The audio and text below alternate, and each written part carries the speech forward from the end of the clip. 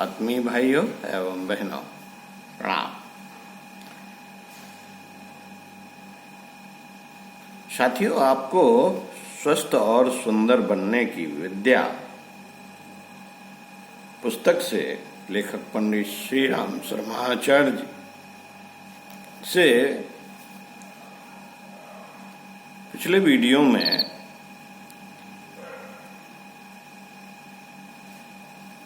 रोगों से कैसे लड़ा जाए और कारण क्या है हमारे रोगों के, ये बताया था। लोभ से रोगों का जमा। आइए इसी क्रम में विषय है मोह और उसके बाल बच्चे। आपको पढ़ के सुनाता हूं। मोह का अर्थ है अज्ञान। अज्ञान को हम 4 हिस्सों में बांटते हैं: भय, भ्रम, निराशा और चिंता। इन चारों का विवेचन आइए हम करते हैं। भय का भूत। जितने आदमी बीमारी से नहीं मरते, उससे अधिक डर के मारे मर जाते हैं।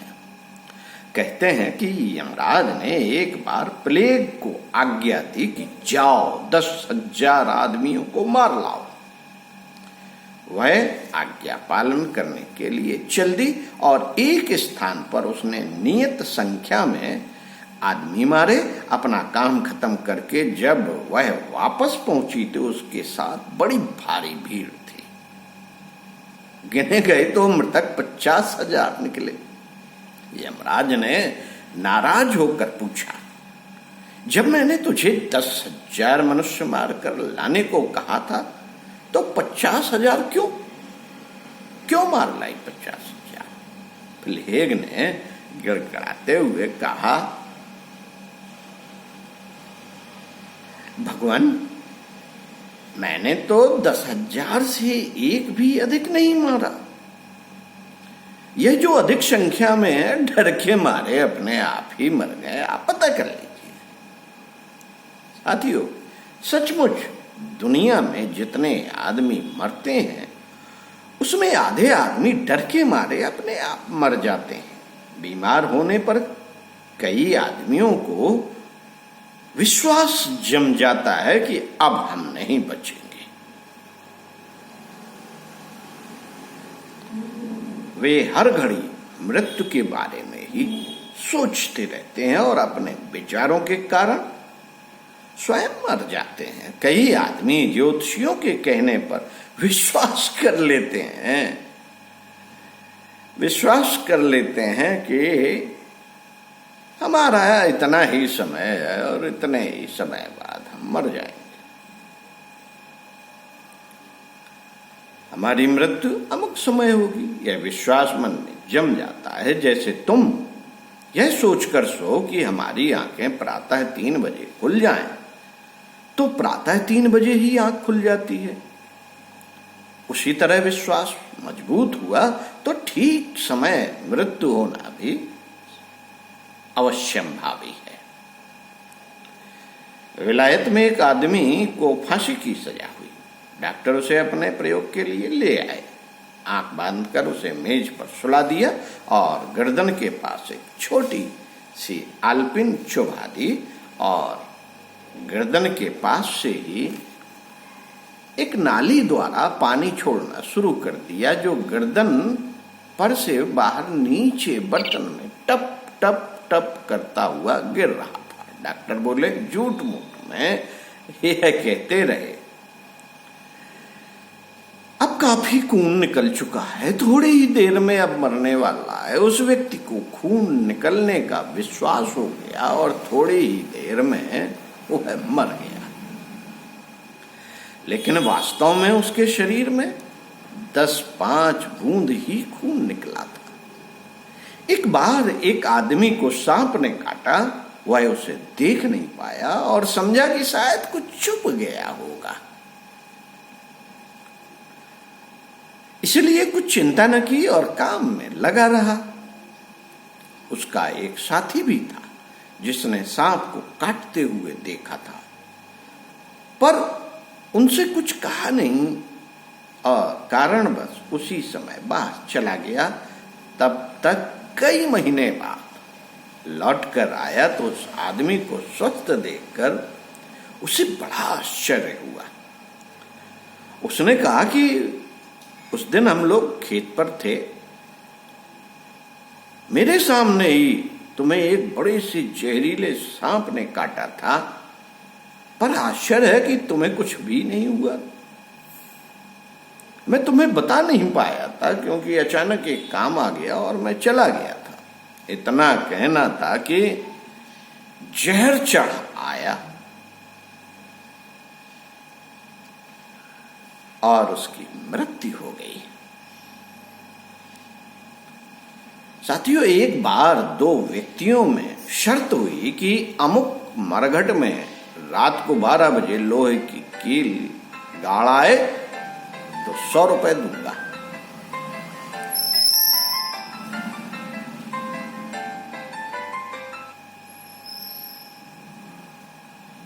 ₹100 के चक्कर में एक व्यक्ति कील गाड़ने गया और अंधेरी रात में ठीक तरह दिखाई न दे पड़ने के कारण अपनी धोती के एक कोने सहित कील गाड़ दी। वह उठने लगा तो धोती खींची। उसने समझा अरे मुझे भूत ने पकड़ लिया। धोती खींचने पर जब नहीं छूटी तो उसे पूरा विश्वास हो गया और डर के मारे उसी समय उसकी मृत्यु हो गई। साथियों, इस प्रकार की घटनाएं रोज होती रहती हैं। मृत्यु के कारणों को की यदि जांच की जाए तो मालूम पड़ेगा कि कितने आदमी भ्रमवश काल के गाल में चले जाते हैं। कोई आदमी बीमार होता है, उसके प्रेमी आते हैं और अपनी अधिक सहानुभूति प्रकट करने के उद्देश्य बीमारी को बहुत बढ़ी चढ़ी बताते हैं और दुख प्रकट करते हैं तथा बुद्धि एवं चातुरी सिद्ध करने के लिए बड़ी डॉक्टरों के पास दौड़ते हैं। बूढ़ी स्त्रियां ऐसी बातें शुरू करती हैं कि अमुक आदमी को ऐसी ही बीमारी थी। आजकल तो कोरोना चल रहा है, आधे तो इसी में मर रहे हैं कि हमें कोरोना हो गया और अब हम नहीं बचेंगे। तो बूढ़ी स्त्री यहाँ कहती हैं अरे अमुक आदमी को भी ऐसी बीमारी थी, बहुत कोशिश की, बड़े बड़े डॉक्टरों को दिखाया। हे भगवान, ईश्वर भी इसका बेड़ा पार करे। घर के लोग बीमार को शक पका देते हैं। मूर्ख स्त्रियां बीमार पति के पास बैठकर रोने लगती हैं, हाय इन बच्चों को कौन पार कराएगा वगैरह वगैरह। इन बातों का बीमार पर बड़ा बुरा असर पड़ता है। सब लोगों को मृत्यु का गीत गाते देखकर वह भी भयभीत हो जाता है और बार बार मृत्यु का सोच करता हुआ मृत्यु के निकट मृत्यु को अपने और निकट बुला लेता है। चिकित्सक लोग भी इसमें सहायता देते हैं। वे अधिक पैसा खर्च करने के लिए तैयार करने के उद्देश्य से परिवार वालों को बीमारियां बहुत बड़ा चढ़ाकर बताते हैं और अक्सर लोगों को इसलिए असाध्य बताते रहते हैं कि यदि मर गया तब तो कहेंगे हम क्या करें, यह तो असाध्य रोग था। अब कोरोना की तो कोई दवाई नहीं बनी है, मैं तो कोशिश कर रहा था। यदि बच गया तो कहेंगे देखिए मैंने कहा था ना, मैंने ये दवा दी और ये किया वो किया, ईश्वर की भी कृपा रही। इस तरह के बातें करते हैं। रोग को मामूली बता देने पर उससे पैसे नहीं ऐंठे जा सकते। बढ़ा चढ़ाकर बताने में पैसे भी ऐंठे जा सकते हैं। निश्चित मानिए कि इस प्रकार से मारक वातावरण पैदा करके आधे से अधिक व्यक्ति मार डाले जाते हैं। यदि उनके पास किसी शुभचिंतक या चिकित्सक के चरण पहुंचते हैं तो वे अपने आप अच्छे हो जाते हैं। एक फौजी डॉक्टर लिखता है, चिकित्सा शास्त्र ही रोगियों की प्राण रक्षा नहीं कर सकता। कोई भी डॉक्टर जिसने युद्ध क्षेत्र में काम किया है बात जानता है। अनेक ऐसे मनुष्य देखने में आए हैं जिनको दवा दारू और शल्य चिकित्सा बचाने में सर्वथा विफल रही और घायल केवल अपनी इच्छा शक्ति से ही तंदुरुस्त होकर लड़ने के लिए युद्ध क्षेत्र में चले गए। आयोवा का एक आयरिश सिपाही सन 1918 के थियरी मोर्चा पर घायल हुआ। एक गोली उसके दाहिने पार्श्व में हंसली के पीछे से घुसी और उसके फेफड़े, डायाफ्राम, पित्तकोश और यकृत में होकर निकल गई। अंतड़ियों में 13 छेद हो गए, उनमें से 6 दोहरे रंध्र थे, आर पार हो गए थे। जब सब लोग उसका ऑपरेशन करने की तैयारी कर रहे थे तो उसने उच्च स्वर से कहा, डॉक्टर, मैं बिल्कुल तंदुरुस्त हो जाऊंगा, मेरी चिंता न कीजिए। पेट चीरकर ऑपरेशन करने के बाद वह जब होश में आया तो प्रसन्न था।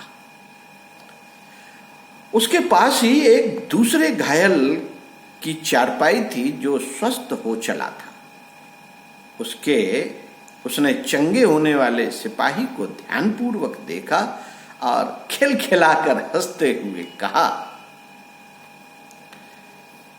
यदि यह कष्ट में से जीता निकल सकता है तो मैं भी बच सकता हूं। उसका विचार था कि छाती में जब तक हृदय मौजूद है तब तक चिंता की कोई बात नहीं। वह आशावादी रोगी चंगा होकर अस्पताल से चला गया।